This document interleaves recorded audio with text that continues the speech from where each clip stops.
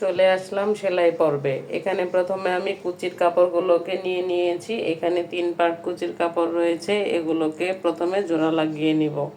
জোড়া লাগানো হয়ে গেলে কুচির কাপড়ের এক পাশ চিকন করে মুড়িয়ে সেলাই দিয়ে নিব।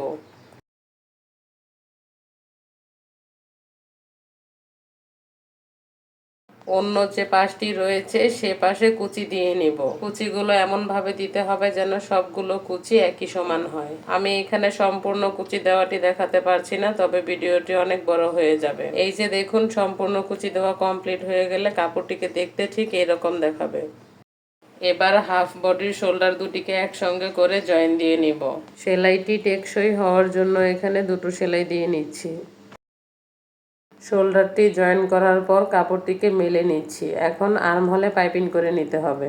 পাইপিংয়ের জন্য এখানে আমি আড়াআড়িভাবে 1.25 ইঞ্চি অর্থাৎ 1 ইঞ্চি 4 সুতা পরিমাণ একটি কাপড় কেটে নিয়েছি। পাইপিংটি আমি উল্টো পাশে করব, তাই কাপড়টিকে সোজা পাশ থেকে জয়েন দিয়ে নিচ্ছি। আপনারা যদি পাইপিংটি সোজা পাশে করতে চান তবে পাইপিংয়ের কাপড়টি প্রথমে উল্টো পাশ থেকে জয়েন দিয়ে নিতে হবে। বাড়তি অংশটুকু কেটে ফেলে দিচ্ছি। এবার পাইপিংয়ের কাপড়টিকে উল্টো পাশে প্রথমে একটি ভাঁজ দিয়ে তারপর আরেকটি ভাঁজ দিয়ে সেলাই করে নিতে হবে। যারা ধৈর্য ধরে এখনো ভিডিওটি দেখছেন, আশা করি তাদের কাছে আমার ভিডিওটি ভালো লেগেছে। ভিডিওটি ভালো লেগে থাকলে লাইক, কমেন্ট এবং বেশি বেশি শেয়ার করতে ভুলবেন না। সেলাইয়ের এই পর্যায়ে পাইপিংয়ের কাপড়টিকে কিন্তু একটুও টানা যাবে না, তবে কাপড়টি কুঁচকে যাবে। এই যে আমাদের আর্মহোলের পাইপিংটি খুব সুন্দর ফিনিশিং এর সাথে কমপ্লিট হয়েছে।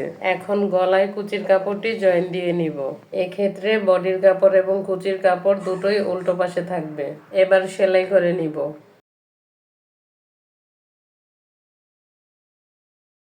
এবার কুচির কাপড়টিকে সোজা পাশে নিয়ে এসে একটি চাপ সেলাই দিয়ে নিচ্ছি। আপনারা চাইলে এ পর্যায়ে চাপ সেলাইয়ের পরিবর্তে এখানে একটি লেস বসিয়ে নিতে পারেন। কুচির বাড়তি অংশটুকু কেটে নিচ্ছি। এ পর্যায়ে হাফ বডির অংশটি দেখতে ঠিক এইরকম হবে। এখন হাফ বডির নিচের অংশের কাপড়টি নিলাম, এখানে কুচি তৈরি করে নিব।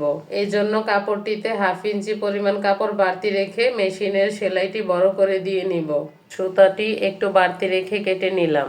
এবার সুতার একটি পাশ হালকা হাতে টেনে অপর হাতে কাপড়টি চেপে চেপে কুচি তৈরি করে নিতে হবে। এক্ষেত্রে কুচি তৈরির জন্য আপনারা চাইলে দুটি সেলাই দিয়ে নিতে পারেন, তাহলে ফিনিশিং আরো সুন্দর হবে।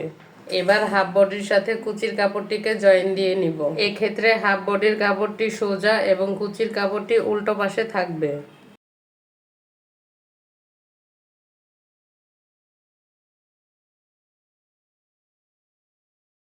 জামার কাপড়টিকে সোজা করে এখন একটি চাপ সেলাই দিয়ে নিব। এক্ষেত্রে খেয়াল রাখতে হবে চাপ সেলাইটি যেন কুচির কাপড়ের উপর না পড়ে। আমি এখানে একটি পার্ট কমপ্লিট করে দেখালাম, একইভাবে অন্য পার্টটিও কমপ্লিট করে নিতে হবে। হাফ বডির আরেক পাশে শোল্ডার বাঁধার জন্য আমি এখানে দুটি ফিতা তৈরি করে নেব। তার জন্য দুটি কাপড় থেকে একটি কাপড় নিয়ে নিয়েছি। কাপড়টিকে এক ভাঁজ 2 পার্ট করে সেলাই করে নিচ্ছি। আমি এখানে ভুলবশত প্রথমে সেলাইটিকে সোজা করে দিয়ে ফেলেছিলাম, তারপর আবার একটু রাউন্ড করে সেলাই করে নিয়েছি। আপনারা চাইলে এই কাজটি একবারই করে নিতে পারেন। আমি অফ ক্যামেরায় ফিতাটিকে উল্টে নিয়েছি এবং সেম আরেকটি ফিতা তৈরি করে নিয়েছি। এবার ফিতা দুটোকে বডির কাপড়ের সঙ্গে অ্যাটাচ করে নিব। এবার বডির কাপড়টিকে 4 ভাঁজে রাখতে হবে, ঠিক যেমন কাটিং করার সময় 4 ভাঁজে রেখেছিলাম। এবার ফিতা জয়েন্টের জন্য গলার মাপটি আরেকবার দিয়ে নিতে হবে। যেহেতু আমি 2 ইঞ্চিতে গলা কাটিং করেছিলাম, তাই আমি এখানে আবার 2 ইঞ্চিতে মার্কিং করে নিচ্ছি। এই মার্কিং করা জায়গাটিতে ফিতা জয়েন করে নিতে হবে। এজন্য ফিতাটিকে ভিতরের দিকে একটি ভাঁজ দিয়ে বডির কাপড়ের নিচে থেকে জয়েন করে নিচ্ছি। এবার কুচির কাপড়টিকে উল্টিয়ে আরেকটি ভালো করে সেলাই দিয়ে নিব, যেন ফিতাটি পরবর্তীতে ছুটে না যায়। একই নিয়মে দুটি ফিতা সেলাই করে নিতে হবে। আপনারা চাইলে ফিতাটি জয়েন করার পূর্বে ফিতার উপরে কিছু সুন্দর লেস লাগিয়ে নিতে পারেন। আমি পরবর্তীতে এই ড্রেসটিতে লেস লাগিয়েছিলাম, তবে সেটার ভিডিও ধারণ করা হয়নি। এবার কোমরে বাঁধার জন্য বেল্ট তৈরি করে নিচ্ছি। বেল্টের কাপড়টিকে শুধুমাত্র একটি ভাঁজ দিয়ে সেলাই করে নিচ্ছি, ঠিক যেভাবে শোল্ডারের জন্য বেল্ট তৈরি করেছিলাম। এবার একটি কাঠি বা চিকন কিছুর সাহায্যে বেল্টের কাপড়টিকে উল্টে নিচ্ছি। এখানে দেখানো সবগুলো বেল্ট তৈরির নিয়ম কিন্তু একই রকম। আমার আগের বেবি ড্রেস তৈরির ভিডিওটিতে বেল্ট লাগানোর বিষয়টা স্কিপ হয়ে গিয়েছিল, তাই অনেক আপুরাই প্রশ্ন করেছিলেন। যারা বেল্ট জয়েন্টের বিষয়টি বুঝতে পারেননি তারা এখান থেকে দেখে নিন। আমি বেল্টের কাপড়টিকে দুটি বডি পার্টের মাঝখানে রেখেছি, তারপর সাইডের অংশটি একদম নিচ পর্যন্ত সেলাই করে নিচ্ছি। এখানে আপনারা চাইলে বডি মেজারমেন্টটি আরেকবার করে নিতে পারেন।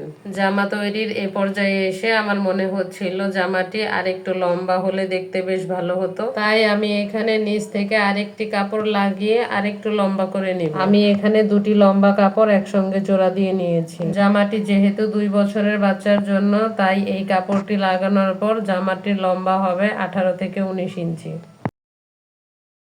সেলাই করা হয়ে গেলে এবার উপর থেকে একটি চাপ সেলাই দিয়ে নিব। বাড়তি কাপড়টুকু কেটে নিচ্ছি। এখন জামার আরেকটি সাইড সেলাই করা বাকি ছিল, বেল্টের কাপড়টিকে মাঝখানে দিয়ে সেই সাইডটিও সেলাই করে নিব।